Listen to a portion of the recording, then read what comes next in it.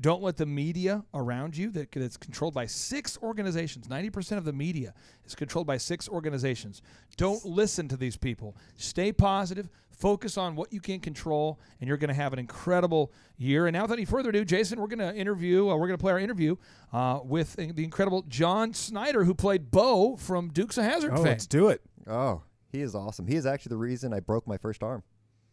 Yeah. Got up in a tree. Let my sister at 4. Not a pro tip. Don't let your sister drive the tractor if she's at 4. Yeah. She drove under the tree, and I jumped off to land on the car, just like Bo would. See? And I wasn't the only one. Evidently, I didn't use the math Yep. to know that when a moving vehicle comes underneath you and you're stationary, your feet hit, and then they keep moving with the vehicle, and the rest of your body doesn't. You got to lead it. It then, You got to lead the jump. You then end up upside down, meeting the ground face first. It's A lot of people don't come here to the show typically for pro stuntman tips, but they're getting them on today's show. And if you're going to hood slide, you don't want you want your pants to be able to slide across the hood. Evidently, your they parents grease don't those. like it if you scratch the hood. And now, without any further ado, back to our interview here with John Schneider, who played Bo from Dukes of Hazzard. Some shows don't need a celebrity narrator to introduce the show, but this show does. 2 men, 8 kids, co-created by 2 different women, 13 multi-million-dollar businesses. Ladies and gentlemen, welcome to the Thrive Time Show. Now, 3, 2, 1, here we go! Started from the bottom, now we here. Started from the bottom, and we'll show you how to get here. Started from the bottom, now we here. We started from the bottom, now we here. We started from the bottom, now we here. Yes, yes, yes, and yes, Thrive Nation, we are in the air everywhere. And on today's show, we're interviewing a man whose face was all over the place. He was on my lunchbox and on my thermos. For many, many years, I would travel to school, and I would ask myself, Self, do you have your shoes on? Yes. Self, have you zipped your zipper? Yes. Self, are you wearing a shirt? Yes. Self, are you bringing your Dukes of Hazzard lunchbox? And I would say yes, and I knew my day would be perfect because I brought the incredible Dukes of Hazzard lunchbox with Bo on it. Mr. John Schneider, welcome on to the Thrive Time Show. How are you, sir? Hi. God, I've never had an introduction like that. Thank you, thank you, thank you. Oh. It feels great, your lunchbox.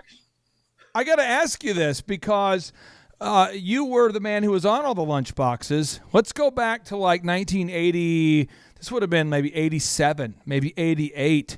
What did it feel like to go to Walmart and to look around and to see your face on lunchboxes and thermoses? What did that feel like? Well, it felt great. It was amazing. And, now I go and I find my face on antique lunchboxes and broken figures, old albums.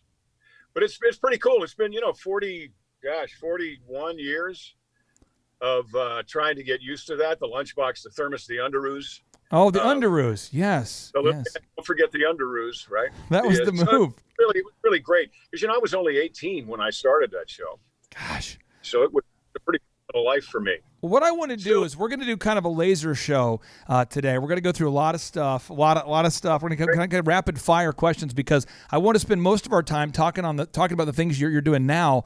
But I do want to ask you, how did you where did you come from? Did you grow up from a family with a long line of actors, or? Nope. Nobody in my family were actors. My dad did automobile upholstery, but he had a band called the Crop Dusters. He played the guitar, and he played for square dances in Westchester County, New York. So I'm from Westchester County, New York, which is a very rural area. But nobody in my family acted. I was one of those kids who went to the movies every Saturday and saw a double feature and said, one of these days, I'm going to be up there looking down here. So walk us through your path to going from having that thought to, hey, one of these days I'm going to be that guy, to actually becoming that guy. What was your path like? Well, I did every bit of theater I could. Actually started theater at 8 years old. Really? So by the time Dukes happened, I'd already been doing it for 10 years. I did community theater. I did high school theater. I did middle school theater. I did magic shows and put ads in the paper. And I came and did magic shows for kids' parties where the kids were older than I was. So I worked it. I had a plan and I worked it. And by the time I was 16, my mother had moved us to Atlanta. And one day during school, or on the way to school, I heard that they were, Burt Reynolds was in town filming a movie called Smokey and the Bandit Oh, yeah. at the lake. So I skipped school. I went there. I climbed a fence. I tapped some guy with a radio on. He had a radio on. I tapped him on the shoulder and I said, "Hey, buddy, I'm sorry I'm late. Traffic on I-85 is a bear. Where's hair and makeup?" And I got in hair and makeup. They gave me breakfast. I spent the whole day there on the cast side of the fence.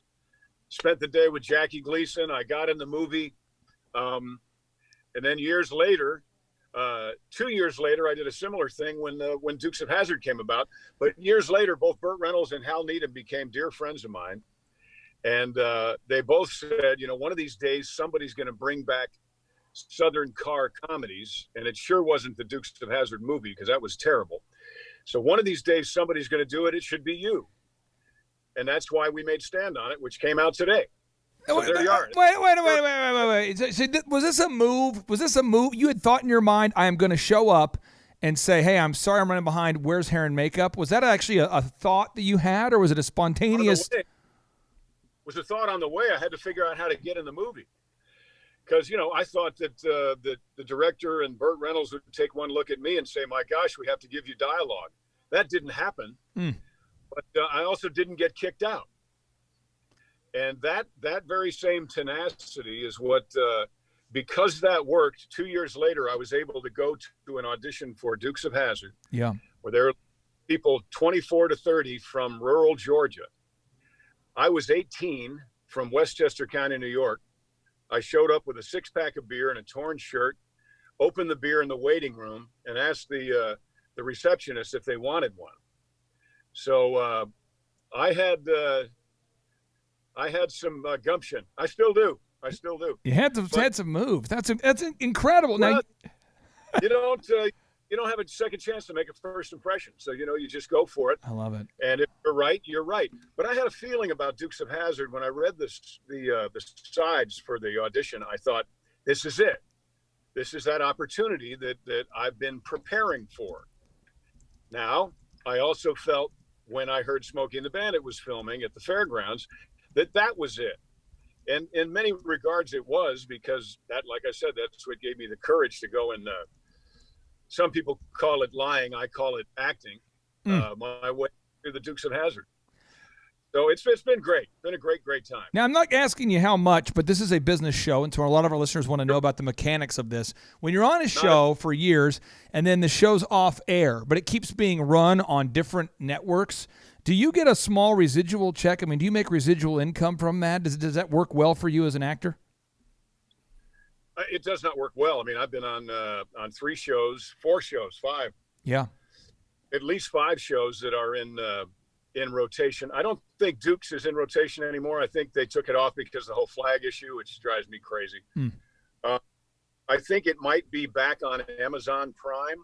Got it. But yeah, I get a little bit. It's residuals are not what people think they are. Yeah. Unless you have some sort of power going into the show, and then you can negotiate a better residual deal. Got it. But it's not nearly what people think it is, because in the days where it was great, there were only 3 networks. Now there's 1,100 channels, so it's your percentage, the percentage of the audience has come way down. Therefore, the what they get for advertising has come way down, and that's where you really get your residual payment from. So it's hardly worth the price of postage anymore. So tell us, since obviously you played Bo, that was many years ago, tell us about a few of the projects that you've worked on that maybe some of our listeners aren't aware of, and then tell us what you're working on right now. Okay. Well, Smallville was a great show. I played Jonathan Kent on Smallville, Clark Kent's earthly adopted father. That ran for 10 years. I did Dr. Quinn, Medicine Woman, for a year and a half. That was, I remember that. I watched that with my mom, Dr. Quinn, Medicine Woman. Cowboy, yeah. Was on Nip Tuck for half a season. That was great fun. Nip Tuck. Tell me about Nip Tuck. What was the highlight of that? Oh, it was great. The highlight of that was just being around it. It was wild. these folks were. This was a wild set, but it got me ready to several years later. Well, actually, probably a decade later. For the last 8 years, I've been on the show. It's the #1 show on Tuesday nights on cable. It's called The Haves and Have-Nots. It's the Tyler Perry Show. And I play a guy kind of similar to the guy I played on Nip Tuck in that show, a guy with very questionable morals and not very honest. And it's kind of my version of J.R. Ewing. So it's kind of what Larry Hagman did in Dallas. I do that on The Haves and Have-Nots. That character could be great if you ever play the part of Joe Biden in the future. You could play the part of Joe Biden with a kind of questionable character, you know. I could watch the movie. By the time I got halfway through, I'd forget what I was watching. No, I did. Did you catch Joe Biden? Yes. Did you catch Joe Biden attempting to deliver some sort of Thanksgiving message yesterday, where he just couldn't seem to articulate anything? Did you watch him? I mean, it was almost unbearable. Did you watch this? I did not. I'll watch it today. I didn't want to. Oh, it's a gift. No, it's a gift because he's trying to say. I think he's trying to say the word psalm, but I think he's never said the word psalm, although he claims to be Catholic or something. And so he just keeps looking at the teleprompter, trying to figure out, like, what is that word? What is that word? Well, you know, if we hadn't all seen the groping pictures, if we hadn't heard about Hunter's laptop, we didn't see him yell at people saying, "I don't work for you," and we didn't see him vacillate so much, fracking, no fracking, for the police, against the police. If we hadn't just seen that, we would almost have to pity him, because he's obviously a man who is losing his mind. I mean, we are watching Grandpa forget where the bathroom is day after day after day. So, but I can't feel sorry for him, because, you know, even when bad people go senile, they were still bad people. Correct. Right? I have an impersonation I'm working on. This is my Joe Biden impersonation. Just to see how it goes here. Here it is. What do you think? Did you like the sniff? I mean, it's pretty good, right? Yeah. You just gotta sniff. That's the movie. You just sniff it up. I saw a great one the other day where they have him coughing like 15 times into his hand and then saying, "Hi, I'm Joe Biden." Oh, it's impressive. You know, wear your mask. You know, this is what we were coughing to your elbow. But anyway, I think we are watching something so much better than professional sports right now. Yes. When we watch the master of political chess, who is not a politician, we are witnessing Donald J. Trump play the left like a fiddle. It's amazing.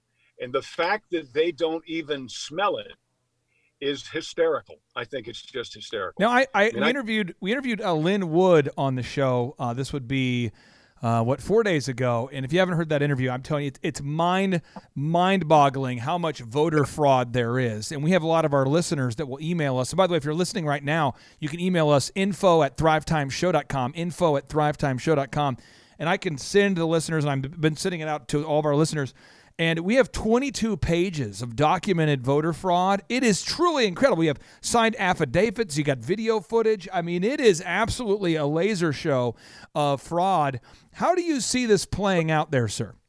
Right. And what does the I'm Witless snooze team say? There's no evidence. If you have evidence, show us evidence. Well, there's no evidence of an aluminum can. Well, nope, there's no evidence of an aluminum can. It's an aluminum can.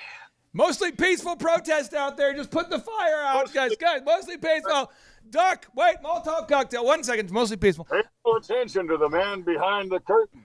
I am the greatest cause. Oh. I mean, we've seen this our whole life. I'm 60 years old. I've seen this in fiction time and time and time again. We've seen it in person a couple of times. It's a standard plot of any radio show from 1940. And the only difference currently between the conservatives and the liberals is that the liberals actually think they got away with it. So how this is going to play out.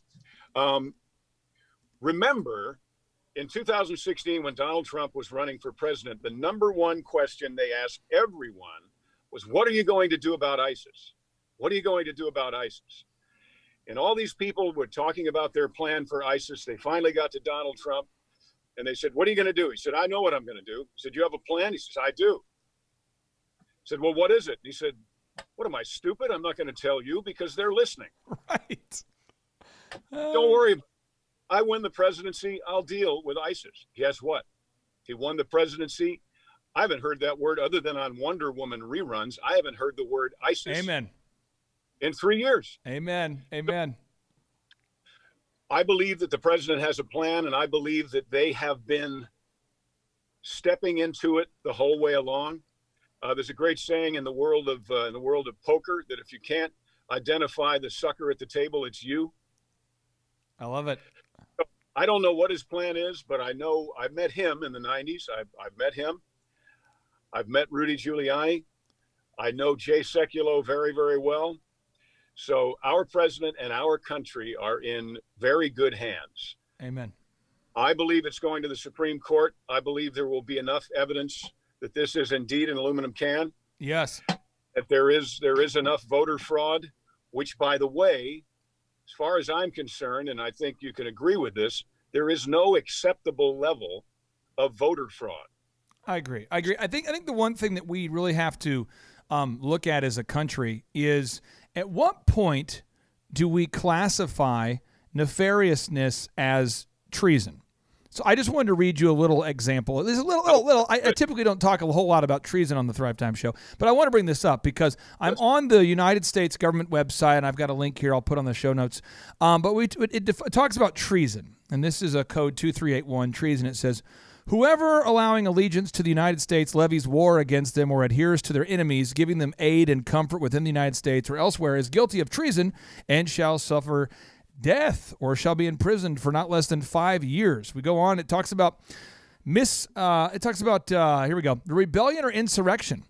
Whoever incites, sets on foot, assists, or engages in any rebellion or insurrection against the authority of the United States or the laws thereof, or gives aid or comfort to, shall be fined under this or imprisoned. Or so we start talking about, well, what's insurrection? Well, insurrection, and again, I hate to do a lot of definitions in a row, but insurrection is a violent uprising against an authority or a government. And so what's happening right now is, in my opinion, nothing short of insurrection. When you start to see blue state governors hold their people hostage and won't let their people outside, destroying their businesses. And when you find out that there's all sorts of Chinese communist money influencing those decisions, and China is, in fact, our biggest threat, I think we're starting to talk about insurrection. I think that's maybe not too far out there. And then when you see the voter fraud, I'm going to read this to you because I think you know this, John, but I want to make sure our listeners know this. The hardware is made by a company called Dominion, that shares office with George Soros, the hardware. The software is called Smartmatic, and it was coded by communist Venezuelans. Step 3, the votes are then sent to servers in Frankfurt, Germany, where they are guarded by David Hasselhoff and the Knight Rider crew, I think. And then step 4, the votes are actually counted in Barcelona, Spain, I guess, to celebrate the dream team there for added integrity. And then all of the software is using this thing called Election Guard, software developed by Bill Gates, the same Bill Gates that is a big fan of globalism. I mean, I really do feel like this level of fraud is epic. I mean, what do you think about knowing that the software used to tabulate our votes was coded out by communists from Venezuela? What do you think about that? Well, it's of course there's no room for fraud in any of that, what you just described, right? So it's ballots. Here's something I agree with all of that. It's insane that any logical thinking human being would not look at that and go, we're in a lot of trouble. But here's a reason why treason is involved here. My understanding of this software is the Dominion software. All of it is you don't go to the Apple store. You don't go on your phone and say, I want Dominion software and click pay. Correct.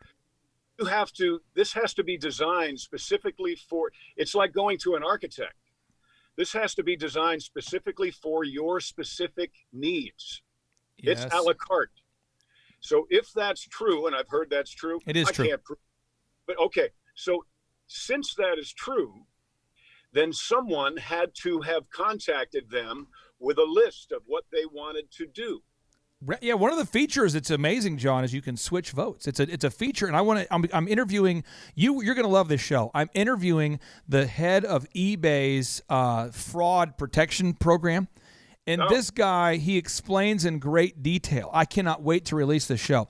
But this is what happens: if 100 votes come in online and they're all for Biden, statistically, what chance is that? Okay, now when you have 1,000 that come in favor of Joe Biden, you start to say, wow, that's pretty rare. When you have 10,000 and they're all Biden, you start to say, man, that's really. And now in Michigan, there's 130,000 ballots that came in at the same time. They arrived in a Ferrari, a van, I can't make this up, and a C300 Chrysler.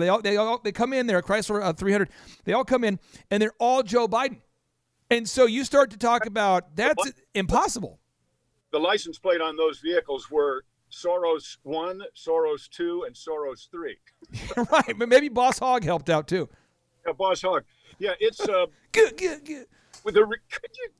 This is why it has got to go to the Supreme Court. Yes.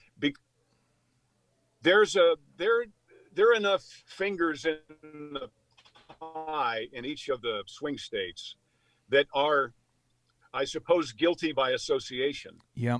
So going to turn the lights on this particular corruption. However, the Supreme Court of the United States will. And when they do, and all of this comes to light, there are going to be hundreds of thousands of votes either thrown away or shifted back to where they needed to be. It's impossible to get the numbers as they should have been because of all this corruption, because they threw the envelopes out. True. Remember that? They threw the envelopes out. And out. they told people to vote to use a Sharpie and not a pen, so that we have people on video testifying they were told to use a Sharpie, so their votes didn't even count. The ballots were thrown away. That voter intimidation, and also there were places where they followed rules in the cities in a state where the votes came in, because they know in the cities there were going to be more Biden votes. I suppose I didn't realize that there were that many dense people that lived in cities, but then the same rules didn't apply in the rural areas, and those were Trump votes, and they denied them. Correct. You can't. It has got to be fair. It has to be an even playing field. Our Supreme Court of the United States will level out the playing field. Yes. And I believe J. Trump will be victorious. And then all those haters that are on my Parler page and my YouTube channel and my Facebook page, they can go pound sand. Hey, by the way, your haters kind of remind me of the people back in Dukes of Hazzard that took like 17 cop cars of these impossibly dumb criminals that are just trolling on you, and then they could never get you two guys. They could never quite catch you. That's kind of how I feel about these social media haters. These are people that they're a bunch of idiots. There's a lot of them. They don't have real jobs. They don't have any real goals. They don't have anything they're working on, so they spend their time trying to tear you down. I've said that to a couple. I said, it must be amazing to have the kind of time you must have to be able to write that to me. And by the way, let's hear some of your music. I'd love to watch your movie that you made. No. Well, I want to bring this up here because I really do value your time, and I know you have a busy day booked here. I had a few questions for you. As far as music, I mean, people don't know this. You've written, I believe, 20 albums and have had 4 #1 singles on the Billboard Country chart, and you recently put out a new song. For the listeners out there that aren't familiar with your new song, tell us about the new song, my friend. The new song is called Roy, and it's on the movie. It's in the movie Stand On It. One of the great things about making movies and doing music is you could put your music in your movies, but you can't put your movies in your music.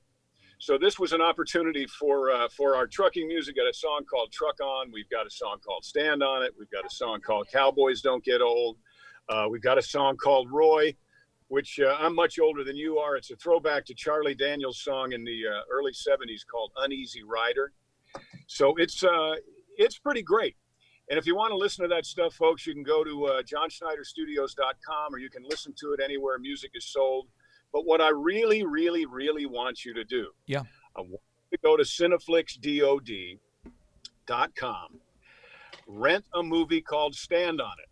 If you were a Dukes of Hazzard fan, or you were a Smokey and the Bandit fan, this is my tribute to 2 very dear friends of mine, Burt Reynolds and Hal Needham.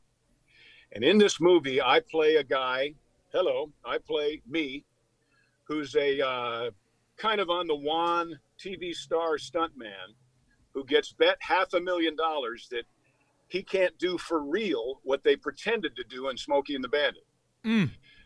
So I hit the road with my black Hellcat, my buddy in the truck, and we're headed westbound to pick up 400 cases of beer.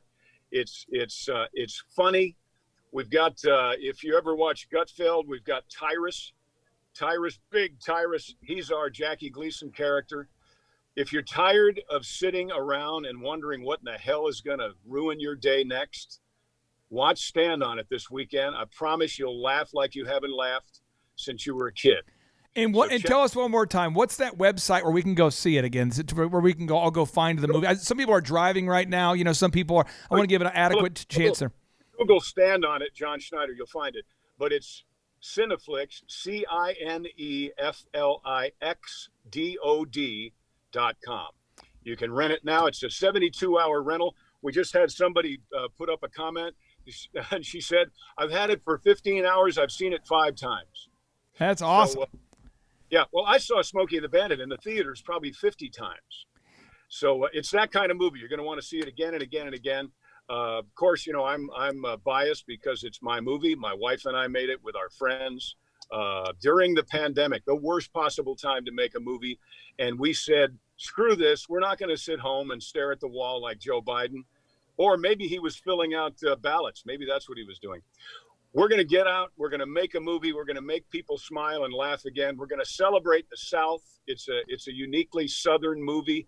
And yes, I put the rebel flag on the front of my car. If you don't like it, don't rent it. Now, I have 2 final questions for you. Then I'll let you get back to being awesome and doing what you're going to do to dominate the world and save America.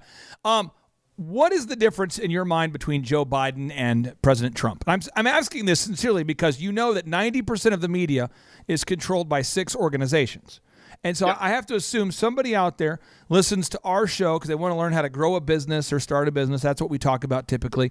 And they haven't really ever heard, if you had to just say, hey, here are the main 2 differences or main 3 differences, what are the main couple differences between Joe Biden and Trump?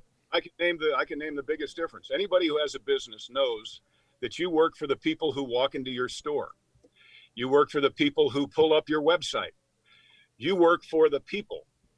Joe Biden, the difference between Joe Biden and Donald Trump is Joe Biden works for Joe Biden and family. That's all he's concerned about. Donald Trump, I believe with all my heart and soul, works for us. And he knows it. Which, imagine that. This is a guy with $1 billion. And he knows what it's like. He remembers what it's like to have to wonder about how to pay for your health care. He remembers what it's like to have to pay off a student loan. And he's doing something about it. He's done something about it since the moment he took office. And he's going to do something about it for the next 4 years. And then my prediction is that someone else named Trump is going to be in that seat next. Now, final question for you here. You have the mic. You can say whatever you want to 500,000 people. A lot of our listeners are note takers. But more than anything, they're action-oriented people. Our listeners love to apply what they're learning. They like to implement. They know that Thomas Edison said that vision without execution is hallucination. So they love to just take action and go get them. What's the action step that you would ask all of our listeners to take today? Today, if you know for sure that you are not happily engaged in what you have been designed to do, and I believe everybody's been designed to do something that makes you smile, something that makes you not want to leave work, something that does not make you a thank God it's Friday person. If you know you are not doing that, if you aren't as excited about work as you were about watching the Dukes of Hazzard on Friday night, then you need to take steps immediately to stop doing what you are currently doing and start doing that which you were designed to do. If you are doing what you were designed to do, expect opposition. If you have the ball and nobody's on your butt, you're probably not a very good player. So if you have the ball and there are things coming at you right and left, take that as a sign that you are on the right track. Go through it, go around it, go over it, but keep moving forward. Oh, that's hot. John, you did not. I tell you what, you blew my mind. The guy on the lunchbox delivered. Yes. Woo! Thank you.